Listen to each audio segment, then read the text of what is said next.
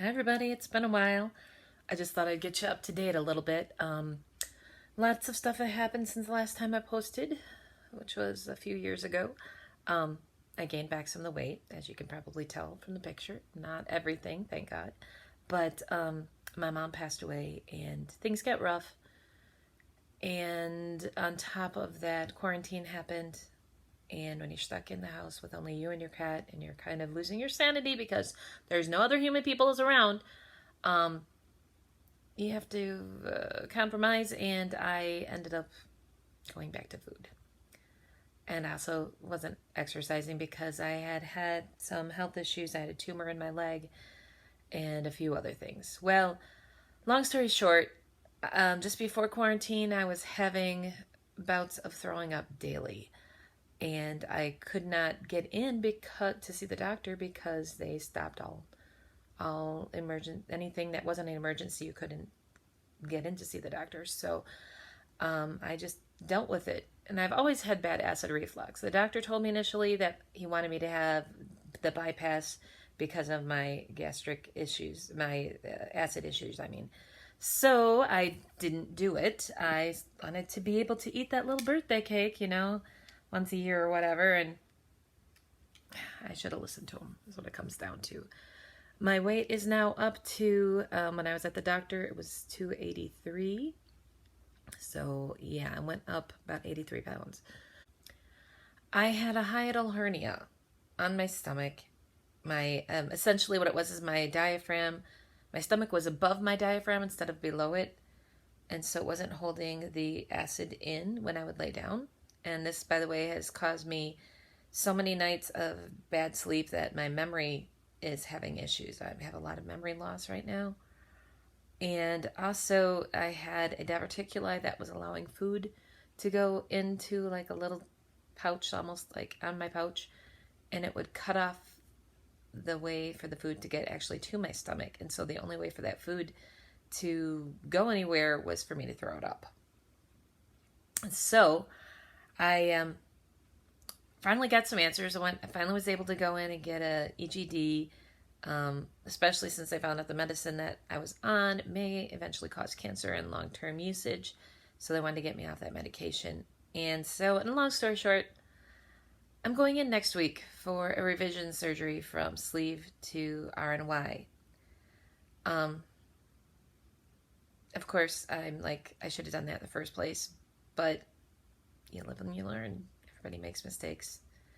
Um, so I'm going to be going through this again. I'm already started the 10-day diet. It's much different this time. I'm actually getting to eat fruits and vegetables and uh, no fish. So I've got the protein drinks and the fruits and the vegetables, and I'm actually feeling full. It's really kind of strange. Last time I struggled with the 10-day diet a lot, but this time it's been pretty easy. The first day was hard. I goofed up, slipped up with two different things on the first day. And then I'm like, no, I need to do this to get my life back again. I had that taste, that little brief taste of having my life back, and I want it again. I need to get those experiences going and actually live. Um, Quarantine, like it did with many other people, played a little bit with my head as well. So I got off track. My house got off track. I was focusing on my work because I still could work from home, but yet I was wondering if I was going to be able to keep my teaching job. I turned one of my rooms into a studio. I've turned my craft room into a studio. And so now that's a mess up there too. Um, and I just had a huge garage sale, which is actually what got me through quarantine. I'm immunocompromised, so I was being extremely careful the first 2 months. Delivered my food, wiped it down when it came. I didn't go anywhere. I didn't do anything. And I'm like, this is not good. I started getting like afraid to go out, and I didn't want to get to that point. I still wanted to be around people and stuff, but I knew that I was taking chances because I guess I should tell you, prior to the shutdown, I was in the hospital with double pneumonia, which we now think was COVID, but they couldn't test for it at the time. So I'd never been that sick in my life. It was worse than any of my surgeries. I was scared. So what I did is I allowed myself to go bargain shopping, and I went out and I purchased items for pennies or very little cost, and got started a stockpile.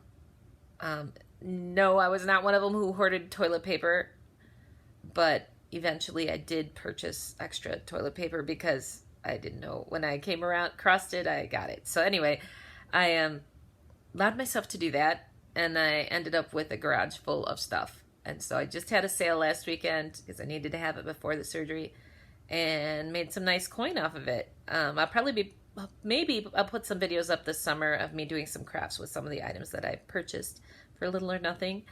And but meanwhile, I'm going to try to start up these daily vlogs again to give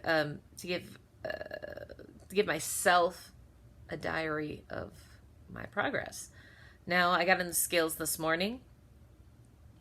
My scale said 275, which makes sense because I've been really hydrating like crazy and peed a ton last night. Didn't sleep much because I was peeing all night. Anyway, having the fruit and the vegetables, I'm not having the constipation problem like I did for the 10-day diet the first time. So hopefully that continues because that was rough. But I will try to give updates here and there. Just simple videos like this, nothing big. I might do some hauls later on when I start losing more weight. We'll see what happens. So we'll see if I actually reach my goal this time. So bye-bye, sugar. I'm going to miss you.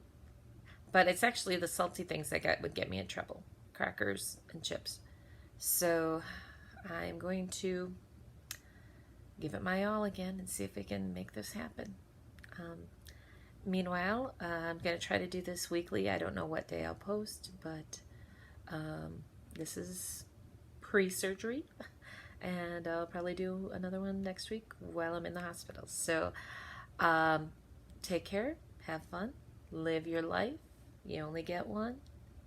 Enjoy it, take care of it, and I'll see you next week. Bye-bye.